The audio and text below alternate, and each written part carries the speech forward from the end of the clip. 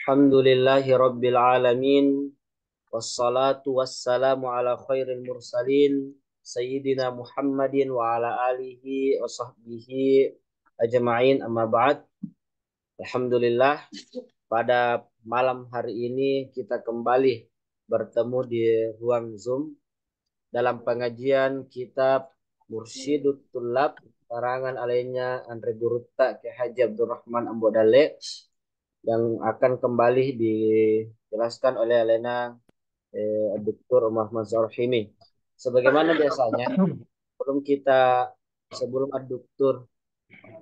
memberikan penjelasan, biasanya ada seorang santri yang membaca bait dari kitab tersebut. Kepada santri tersebut kami silahkan. Bismillahirrahmanirrahim. Assalamualaikum warahmatullahi wabarakatuh.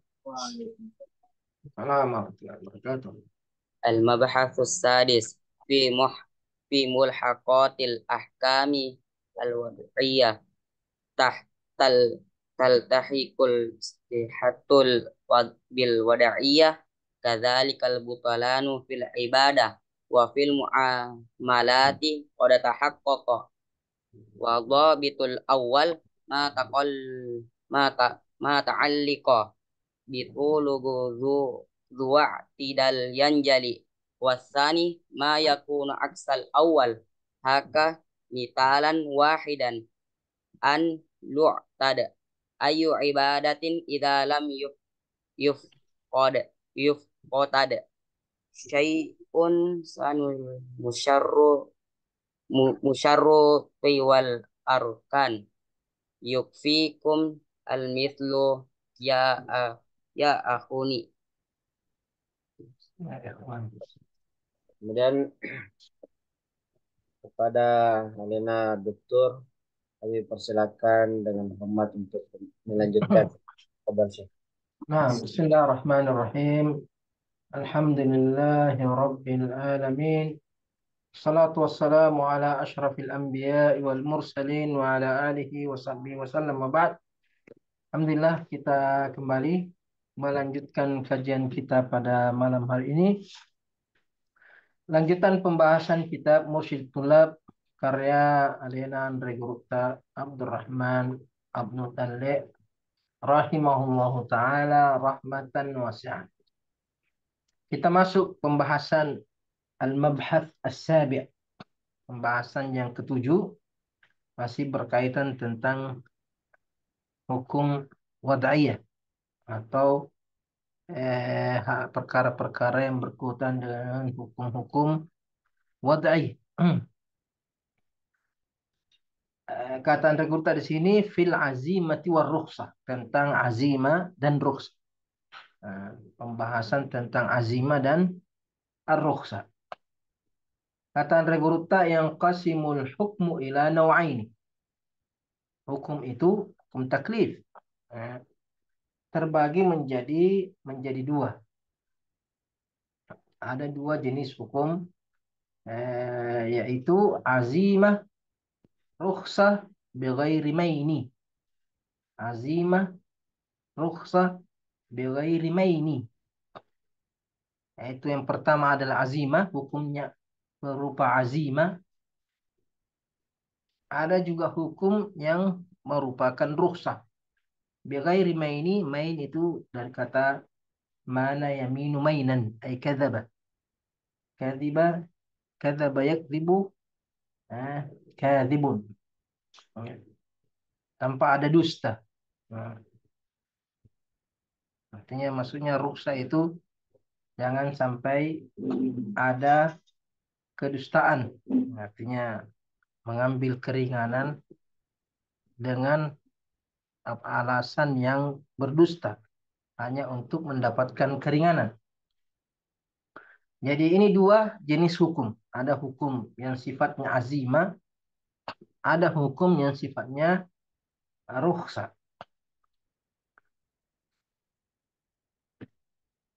kata apa? Kata Andre Guruta, fa awwalun ma fi ibtida'in syuri'ah kasalawati waz zakati waqa'a.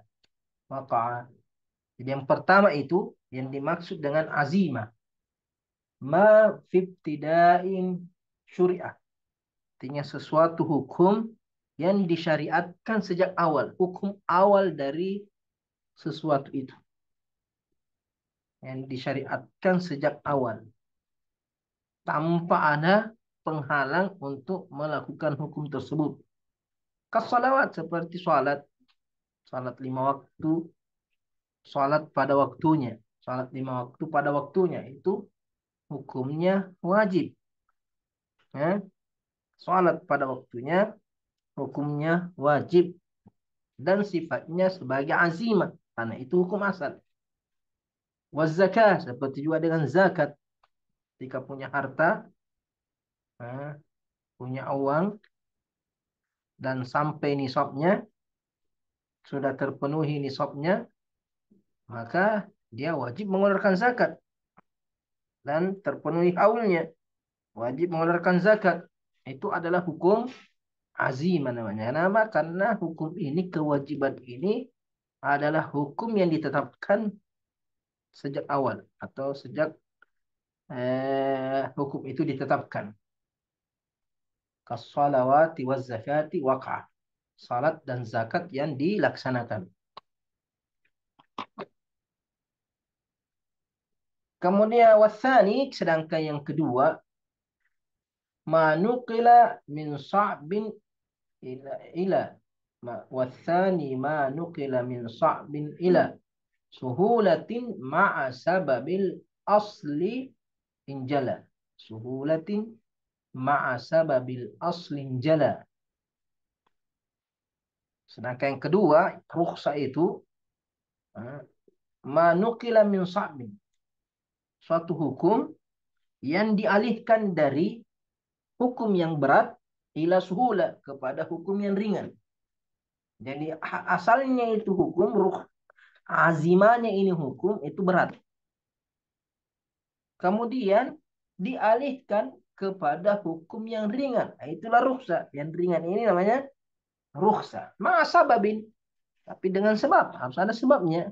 Ada sebab sehingga azimah ini ditinggalkan dan dibolehkan mengambil rukhsah, hukum yang baru. Jadi rukhsah itu hukum baru disebabkan karena ada halangan, ada rintangan. Nah, itu sebab ma'asaba bil aslin jala, dengan suatu sebab yang sangat jelas.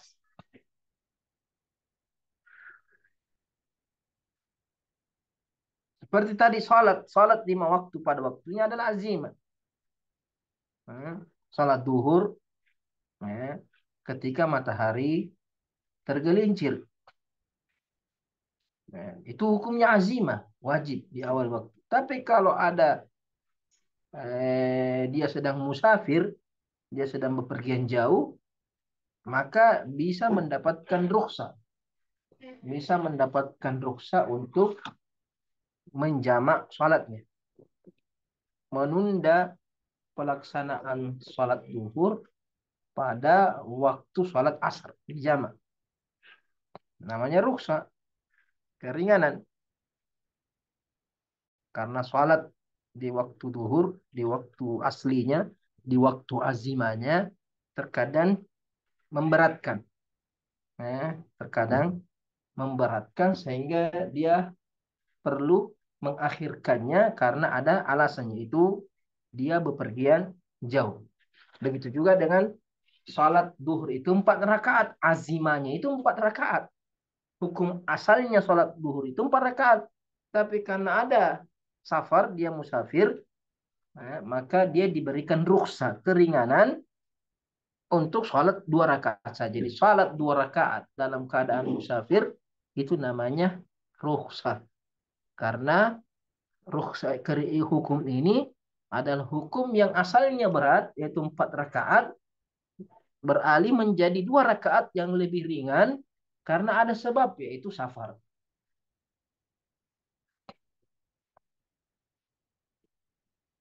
Ini dua penjelasan. Jadi azimah hukum asal. Biasanya hukum asal itu berat.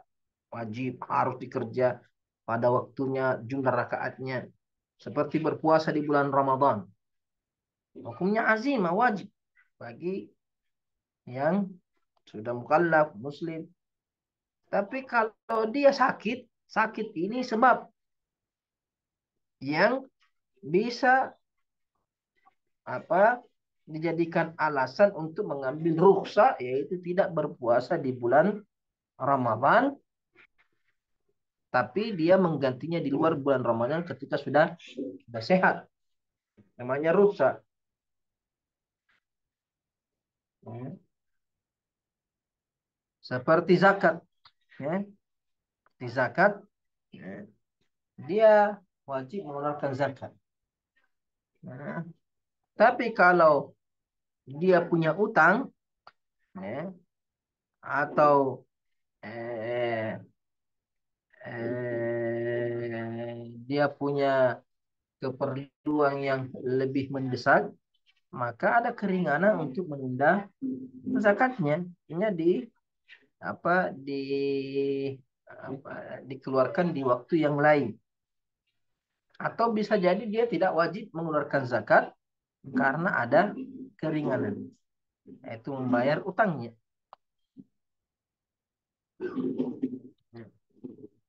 Nah, ini dua definisi. Kemudian ulama juga menyebutkan ada beberapa sebab seseorang itu bisa mendapatkan rukhsah keringanan. Sebab-sebab apa kan Sinan Rekruta mengatakan ma'asababin, bersama sebab. Jadi mengambil rukhsah harus ada sebabnya. Sebab seseorang mengambil rukhsah itu ada beberapa di antaranya. Secara umum. Secara umum. Yang pertama disebabkan karena lemahnya fisik. Artinya fisik dia memang tidak sanggup, tidak mampu untuk menjalankan hukum tersebut. Seperti anak kecil yang belum balik atau orang gila. Seperti juga perempuan tidak wajib dia sholat berjamaah, tidak wajib dia sholat Jumat, tidak wajib berjihad.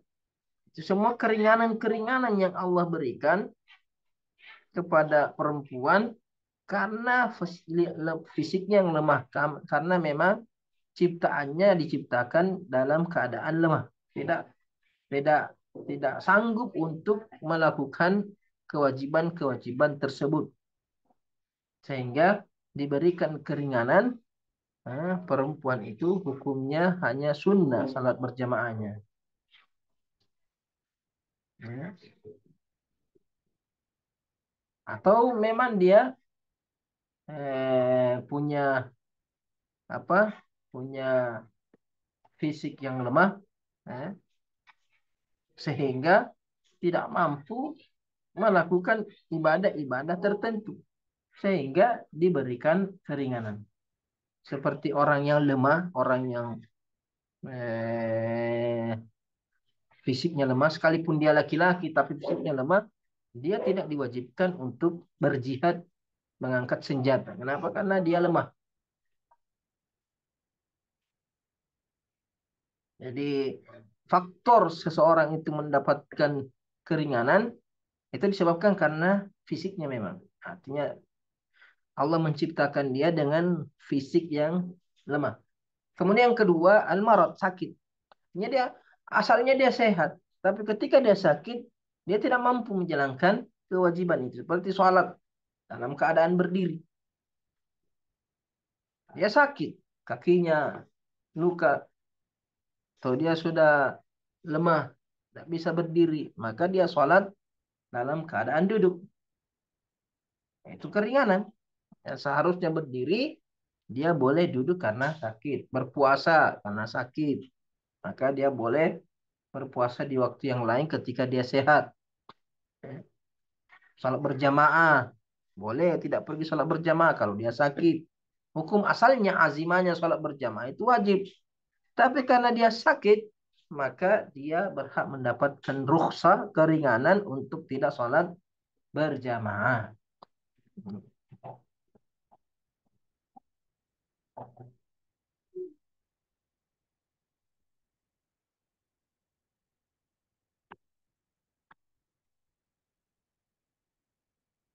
Kemudian yang ketiga, di antara sebab-sebab seorang mengambil keringanan adalah safar, bepergian jauh.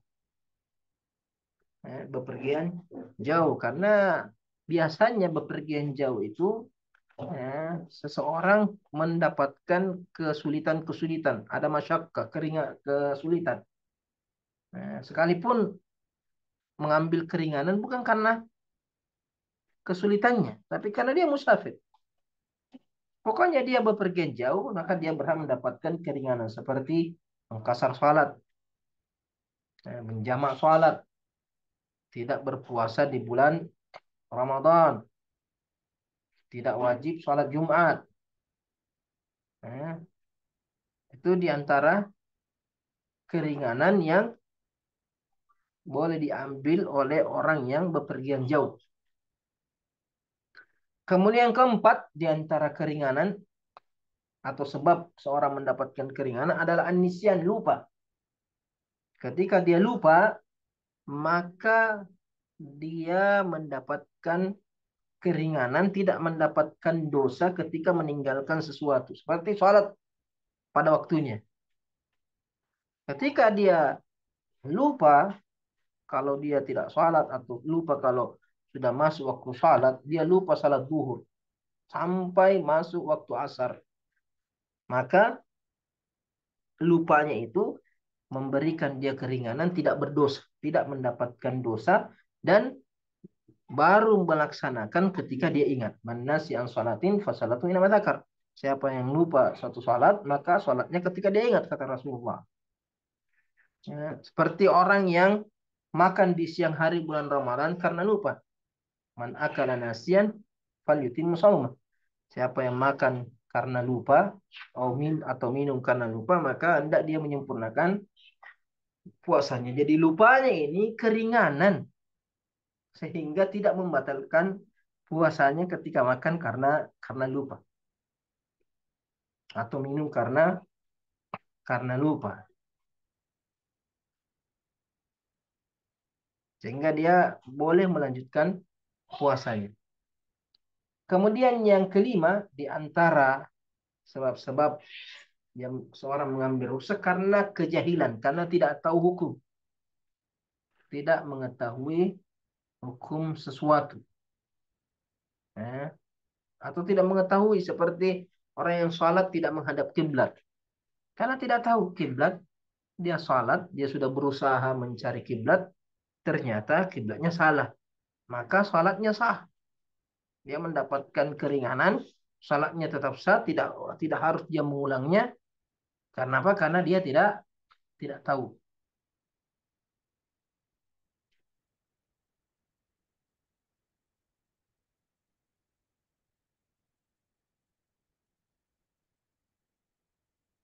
Begitu juga ketika seorang mujtahid dia berijtihad, kemudian menetapkan suatu hukum, ternyata hukum itu keliru, maka dia tetap mendapatkan satu pahala karena kejahilannya.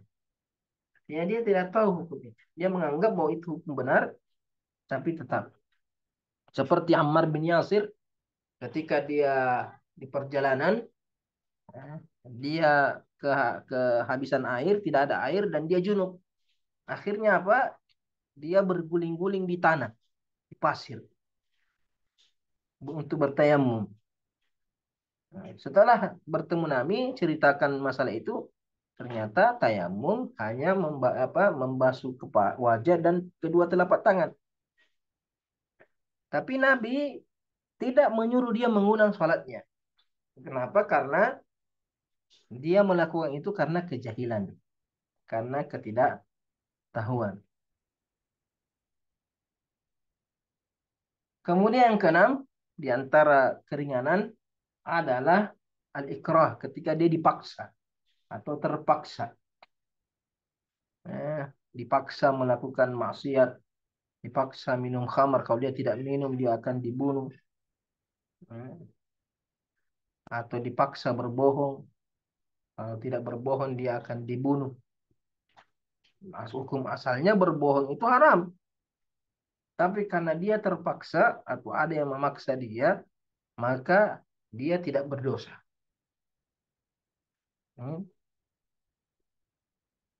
Kemudian yang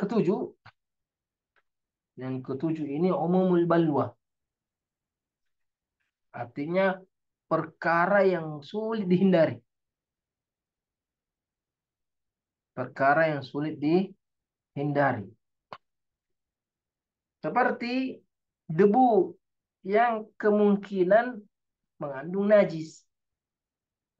Seperti di tempat-tempat bernajis, tempat-tempat sampah. Bisa jadi angin yang berhembus itu ada najis di situ. Seperti lalat hinggap di pakaian kita. Karena kemungkinan besar lalat itu hinggap di najis. Dan di kakinya menempel najis. Kemudian singgah di baju kita. Nah, ini najis hukumnya haram. Tidak boleh salat dalam keadaan pakaian bernajis. Tapi karena ini sesuatu yang sulit dihindari, ya, sulit dijauhi, maka itu dimaafkan. Kenapa? Karena sulit dihindari. Sama seperti orang yang punya penyakit, tapi ini bisa masuk kepada penyakit. Itu seorang yang selalu keluar kencingnya, menetes. Ada juga orang selalu keluar anginnya, kentu-kentu terus. Maka ini menjadi keringanan untuk tidak berwudu. Yang penting dia sudah berwudu, kalau keluar najis setelahnya atau buang angin setelahnya, maka wudunya dianggap sah atau tidak membatalkan wudunya. Kenapa? Karena ini sesuatu yang terus-menerus berulang dan dia tidak bisa menghindarinya. Kalau disuruh berwudu, tetap dia tidak akan bisa. Berwudu, buang angin lagi, berwudu, buang angin lagi, berwudu, kencing lagi, berwudu. Maka dia dibolehkan untuk salat sekalipun dalam keadaan berhadas karena tidak bisa dihindari. Kemudian yang kedelapan, darurat, perkara yang darurat. Seperti dia kelaparan, tidak ada makanan kecuali bangkai, hukumnya memakan bangkai, hukum asalnya azimanya memakan bangkai itu haram. Tapi karena ada darurat, maka dia dibolehkan memakan bangkai secukupnya. Kalau dia kehausan, tidak ada minuman kecuali khamar, maka dia boleh meminumnya secukupnya. Kemudian yang kesembilan,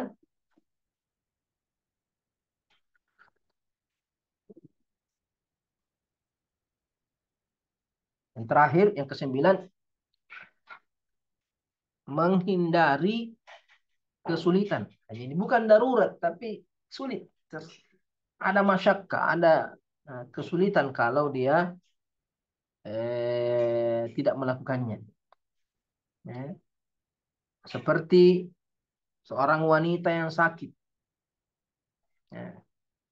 Dan tidak ada dokter kecuali laki-laki.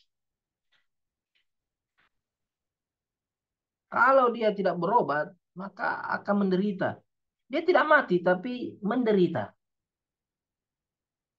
Maka dia boleh memperlihatkan auratnya secukupnya, yang mana hukum asalnya memperlihatkan aurat kepada yang bukan kepada yang bukan suaminya adalah haram. Tapi karena ada hajat, ada kesulitan, maka dia boleh memperlihatkan auratnya secukupnya.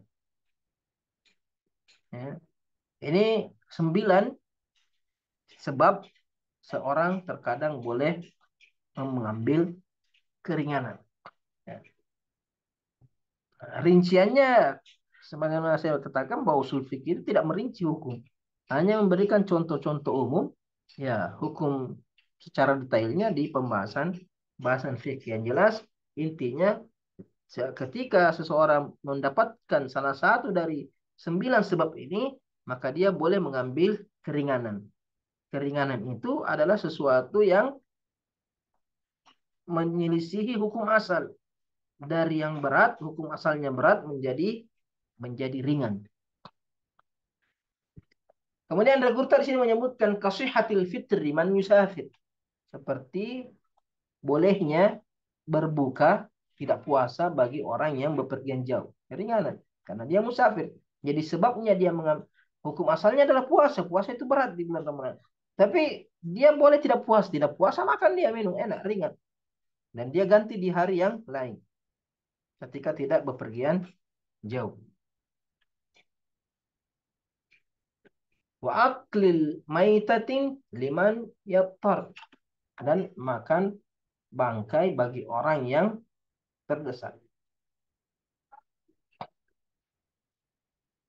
Ulama juga menyebutkan ada 3 jenis ruksa. 3 macam ruksa. Ada 3 macam ruksa. Keringanan itu ada 3 jenis.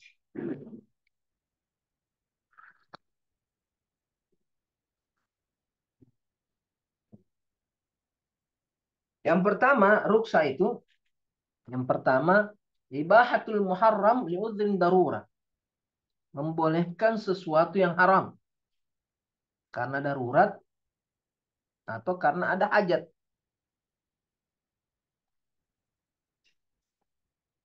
Atau karena terpaksa.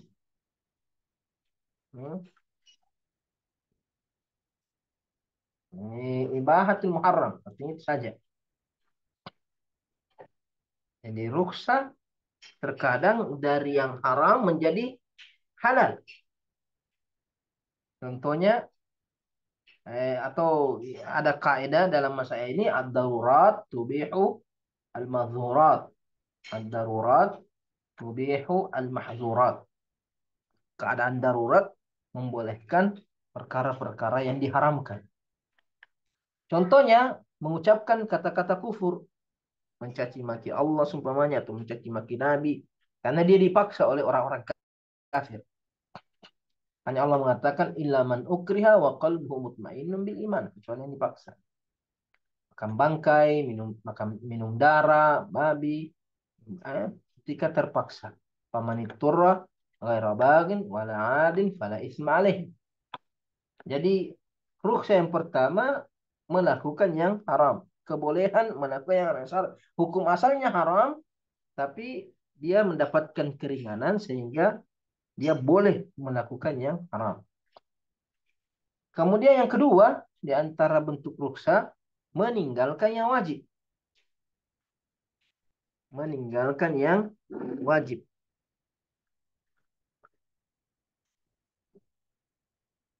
Ini asalnya dia wajib melakukan. Kalau dia tidak mengerjakannya berdosa. Tapi karena ada sebab, dia boleh meninggalkannya. Allah Subhanahu wa taala berfirman, "Wa idza amartukum bi syai'in fa'tu minhu mastata'tum." Kata Rasulullah, "Wa idza amartukum bi amrin fa'tu minhu mastata'tum." Kalau aku perintahkan kepada kalian sesuatu, maka lakukan sesuai dengan kemampuan kalian.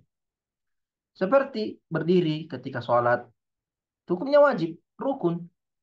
Tapi ketika tidak mampu, maka boleh dia duduk. Kata Rasulullah, "Shalli qa'iman, fa in lam tastati' fa qa'idan, fa in lam tastati' fa 'ala jam." Salat sambil berdiri. Kalau tidak mampu duduk, kalau tidak mampu berbaring. Ya, begitu juga berpuasa. Berpuasa di bulan Ramadan hukumnya wajib.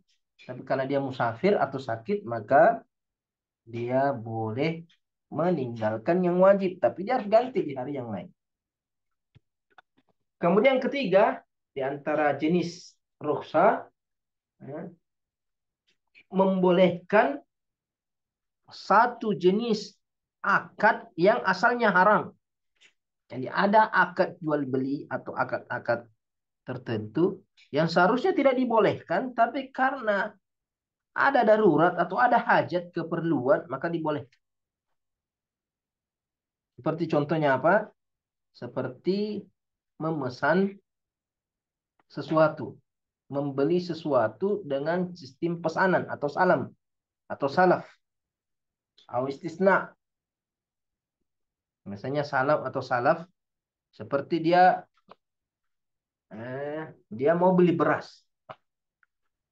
Hukum asalnya jual beli itu harus menjual sesuatu yang sudah ada. Nah, tapi malaysia indak, jangan menjual sesuatu yang kamu tidak punya.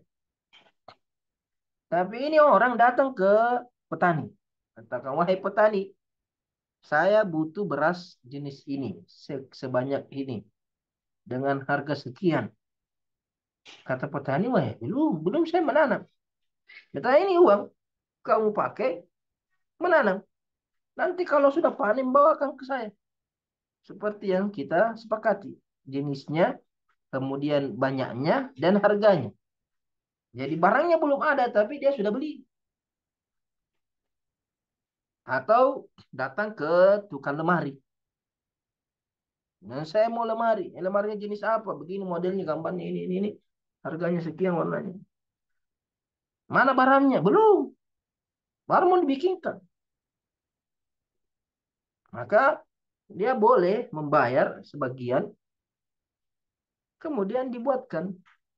Sekalipun barangnya belum ada. Jadi ini keringanan. Kenapa? Karena dibutuhkan. Ya, terkadang petani dia tidak punya modal. Nah, kalau ada yang bayar kasih dia modal, dia pergi menanam. Gitu juga terkadang tukang lemari atau apa saja, meja, perabot. Karena dia tidak punya modal, tapi kalau dikasih modal dia bisa bikinkan. Nah, ini sebagai bentuk keringanan.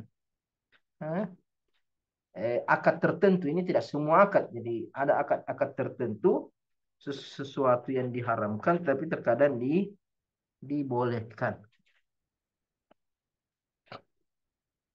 Nah, ini 3 jenis. Jadi yang haram menjadi boleh, yang wajib boleh ditinggalkan atau diganti di hari yang lain, atau akad yang terlarang eh, menjadi boleh.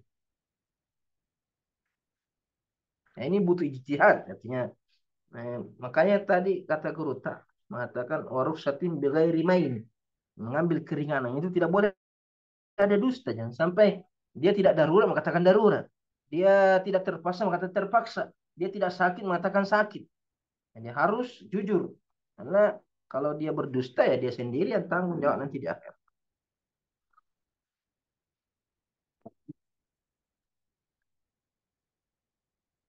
Kemudian ada juga pembahasan derajat mengambil keringanan.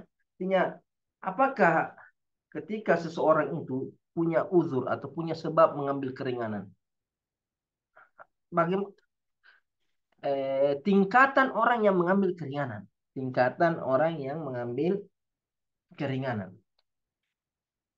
Nah, terkadang ada 4 tingkatan mengambil keringanan. Yang pertama, dia boleh memilih antara mengambil keringanan atau tidak.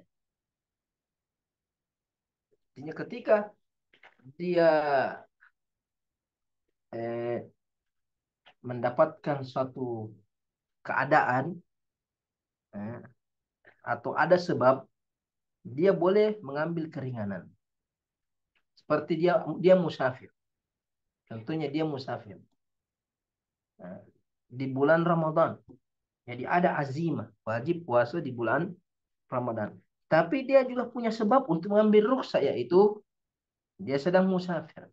Nah, di sini posisi orang ini dia boleh memilih antara berpuasa atau tidak. Antara mengambil azimah atau mengambil rukhsah. Selama kondisi fisiknya normal, artinya tidak. Jadi kalau dia puasa, tidak ada masalah juga. Dia kuat. Tidak puasa, ya tidak apa-apa juga. Jadi boleh memilih. Makanya Nabi SAW ketika ditanya oleh seorang sahabat namanya Hamzah bin Amr, mana Hamzah ini seorang yang rajin berpuasa. Kemudian bertanya kepada Nabi, ya Rasulullah, bolehkah saya berpuasa ketika pergian jauh? Kata Nabi, kalau kau mau puasa, puasa. Kalau tidak mau, tidak. Dan di sini Nabi kasih pilihan. Ketika kondisi seseorang kondisi seseorang bisa mengambil ruksa atau mengambil keringanan. Artinya dua-duanya sama. Keadaannya sama. Sehingga dia boleh memilih. Ada keadaan yang kedua, keadaan sebaiknya dia mengambil keringanan. Sebaiknya dia mengambil keringanan. Seperti orang yang bepergian jauh di bulan Ramadan, tapi fisiknya lemah. Maka di sini sebaiknya dia mengambil keringanan. Karena kalau dia berpuasa kesulitan, bisa dia puasa, tapi menyulitkan dirinya. Menyulitkan dirinya. Atau tersiksa. Maka sebaiknya dia mengambil keringanan. Sebagian jumhur ulama ketika mengatakan bahwa mengkasar salat itu hukumnya sunnah. Maka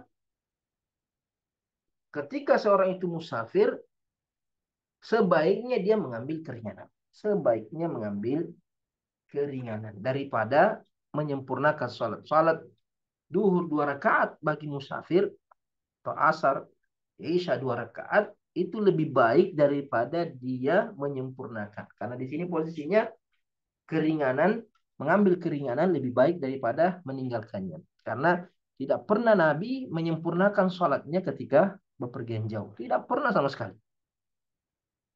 Dan kita tidak lebih kuat daripada Nabi. Makanya sebagian ulama mewajibkan mengkasar salat. Mewajibkan mengkasar salat bagi orang yang musafir. Bukan pilihan. Tapi menurut mazhab jumhur, mengkasar salat ketika musafir hukumnya sunnah dan sangat dianjurkan. Sekalipun mampu sholat 4 rakaat. Kecuali kalau dia sholat bersama imam yang menyempurnakan. Tapi kalau dia berjamaah bersama orang-orang yang musafir, maka sebaiknya dia mengambil keringanan. Kemudian yang ketiga, sebaiknya tidak mengambil keringanan.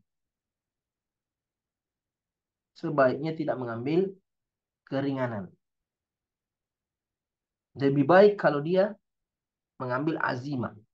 Seperti orang yang dipaksa mengucapkan ucapan-ucapan kekufuran dan dia disiksa, dicambuk, dan dia bersabar, bahkan dia mati, maka dia lebih baik meninggalkan atau lebih baik tidak mengambil keringanan.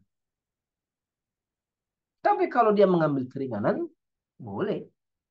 Tapi sebaiknya tidak. Seperti orang yang bepergian jauh di bulan Ramadan. Dan dia merasa enteng. Enteng sekali. Masalah dia naik mobil mewah. Atau dia naik pesawat ber-AC. Tidak ada keringan. Sedangkan kalau dia tidak mengambil, atau kalau dia mengambil keringanan, dia tidak puasa. Dia harus ganti di hari yang lain, mungkin dia lebih sulit. Jadi kalau dia lebih ringan mengambil azimah, nah terkadang puasa di bulan Ramadan itu lebih ringan daripada puasa di luar bulan Ramadan. Karena di bulan Ramadan semua orang puasa. Di luar bulan Ramadan terkadang cuma kita yang puasa. Ini terasa berat. Maka kalau memang merasa bahwa puasa dalam keadaan musafir itu lebih ringan, maka dia mengambil puasa daripada mengambil keringanan. Nah, di sini dilihat kondisi masing-masing. Terkadang meninggalkan ruksa itu lebih baik daripada mengambil ruksa. Kemudian ada keadaan yang keempat, dia wajib mengambil keringanan. Tidak boleh tidak. Seperti kalau dia tidak makan bangkai, dia mati. Sudah, dia wajib itu. Tidak boleh, tidak mau saya bilang mati. Tidak. Harus dia makan. Nah, Allah mengatakan, wala taqtulu anfusakum. Jangan kalian membunuh diri kalian. Kalau kamu tidak makan itu bangkai, maka kamu akan bunuh diri. Berdosa. Ini 4 tingkatan mengambil keringanan. Sebaiknya apa? Yang pertama itu kedudukannya sama. Mau ambil ini sama saja. Mau ambil keringanan atau tidak, punya sama. Setara. Yang kedua, lebih baik mengambil keringanan. Yang ketiga, lebih baik tidak mengambil keringanan. Yang keempat, wajib mengambil keringanan.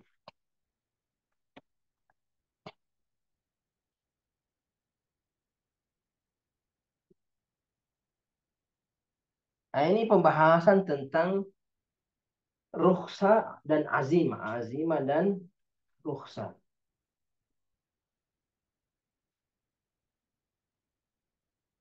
Pembahasan selanjutnya ini akan membahas tentang al-mahkum bihi.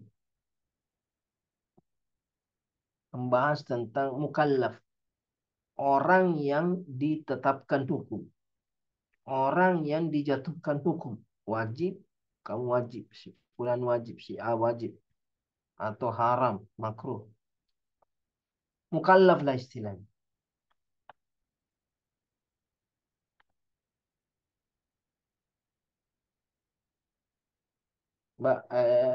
Al-mahkum bihi.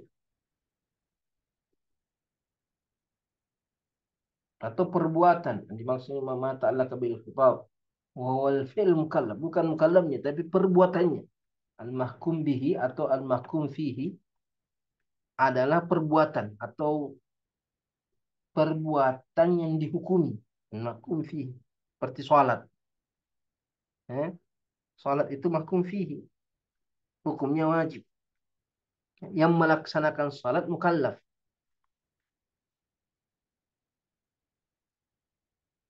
Jadi ini pembahasan yang ke 8. Ya. Sebaiknya nanti kita lanjutin ini ke 8 karena nanti pusing lagi. Kalau bercampur-campur pembahasan, saya takutnya pusing. Ya. Jadi saya kasih kesempatan bertanya tentang masalah rukhsah dan azimah. Nanti kita bahas begini pembahasan al-mahkum bih. Insyaallah pertemuan berikutnya. Ya, Kita buru-buru. Ya. insyaallah. Ya, itu tadi penjelasan oleh dokter tentang pembahasan azimah dan rukhsah. Ya, di mana hukum terbagi menjadi dua, ada azim dan rukhsah, ada hukum asli dan ada hukum ya, keringanan. Dari penjelasan oleh dokter tadi, mungkin ada di antara santri yang ingin menanyakan terkait tentang azimah dan rukhsah, baik itu di pondok kampus 1 DDI Abrat maupun di kampus 2 Seraman di Gelak maupun yang berada di lokasi pengabdian baik itu di Bone, di Sering, Takalala, Takalar. Jadi kalau ada yang ingin tanyakan silakan maju dan aktifkan mic-nya. Fadal. Ini ada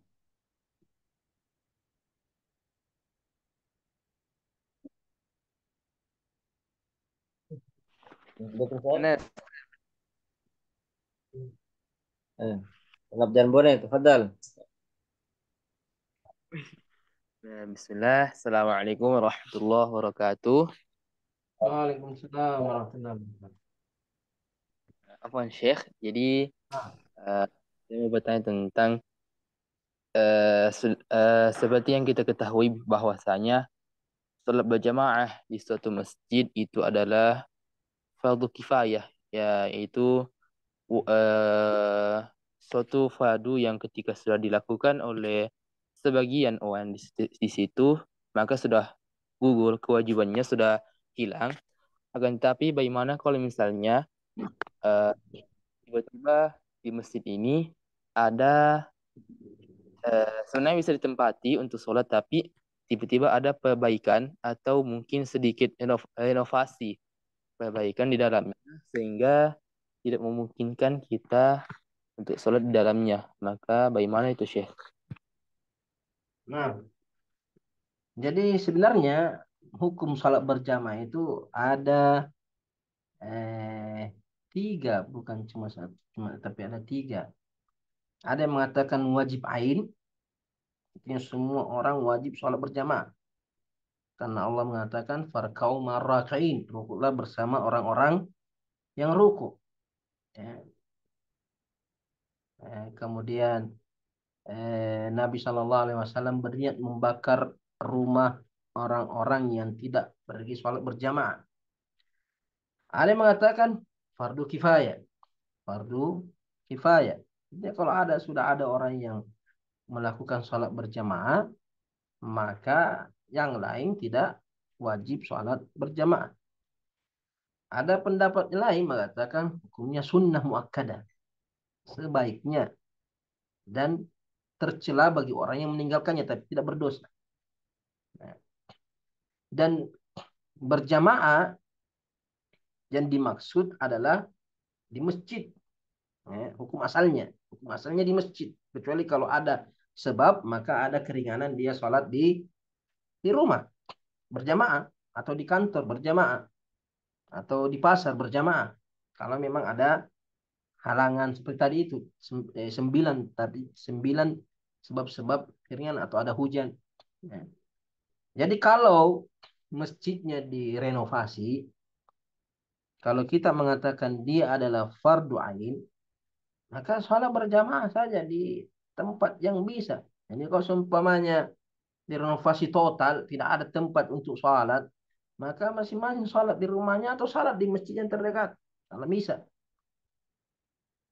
Atau buatkan tempat sholat darurat di lapangan atau bikinkan tenda-tenda atau apa bangunan sementara. Ya. Tapi kalau mengatakan hukumnya fardu kifayah, tidak perlu, karena di tempat lain sudah ada orang sholat berjamaah. Tidak mesti harus di masjid itu. Tidak mesti harus di masjid yang direnovasi, karena sudah ada masjid.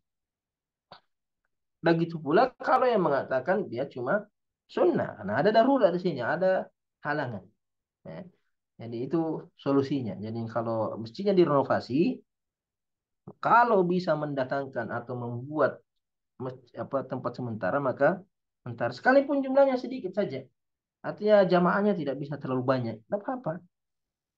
Penting jalan jamaahnya. Ada tempat temannya. Kalau memang tidak bisa, ya ini sudah masuk tahap boleh mengambil keringanan, karena darurat sudah, artinya atau bisa masuk kepada masyakkah, ada uzur. Nah, fadhal. Itu tadi penjelasan dari dokter. Kemudian mungkin masih ada yang lain?